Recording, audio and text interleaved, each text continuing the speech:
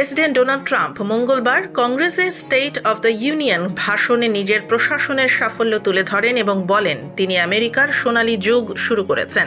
প্রায় 1 ঘন্টা 45 মিনিটের বক্তব্যে তিনি অর্থনীতি, অভিবাসন ও পররাষ্ট্রনীতিতে নিজের নীতির প্রশংসা করেন এবং ডেমোক্র্যাটদের দায়ী করেন দেশের বিভিন্ন সমস্যার জন্য। ট্রাম্প দাবি করেন শেয়ার বাজার রেকর্ড উচ্চতায় রয়েছে এবং তার কর ছাড় ও শুল্ক নীতি অর্থনীতিকে শক্তিশালী করেছে। তিনি বলেন তার বিগ বিউটিফুল বিল সাধারণ মানুষের জন্য কর সুবিধা দিয়েছে এবং অবসরপ্রাপ্তদের জন্য অতিরিক্ত সুবিধার কথা উল্লেখ করেন। তবে সমালোচকদের মতে তিনি মূল্যস্ফীতি ও জীবনযাত্রার ব্যয়ের চাপ নিয়ে খুব কম আলোচনা করেছেন। অভিবাসন ইস্যুতে ট্রাম্প বলেন তার প্রশাসন সীমান্তে কঠোর পদক্ষেপ নিয়েছে এবং অবৈধ প্রবেশ উল্লেখযোগ্যভাবে কমেছে।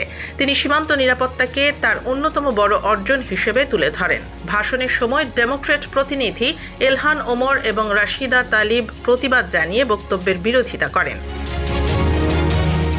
ট্রাম্প ডেমোক্র্যাটদের মূল্যস্ফীতি, স্বাস্থ্যসেবা ব্যয় এবং অর্থনৈতিক সমস্যার জন্য দায়ী করেন। তিনি বলেন তারাই পূর্ববর্তী নীতির মাধ্যমে এই সংকট তৈরি করেছে। এ সময় কিছু রিপাবলিকান করতালি দেন আর ডেমোক্র্যাটদের মধ্যে দেখা যায় প্রতিবাদ ও উত্তপ্ত প্রতিক্রিয়া। ভাষণে ট্রাম্প আবারও নির্বাচনী আইন সংস্কারের আহ্বান জানান এবং ডেমোক্র্যাটদের সমালোচনা করেন। বিশ্লেষকদের মতে আসন্ন মধ্যবর্তী নির্বাচনের আগে এই ভাষণ রাজনৈতিক মেরুকরণ আরও বাড়িয়েছে এবং দুই দলের মধ্যে উত্তেজনা অব্যাহত থাকতে পারে।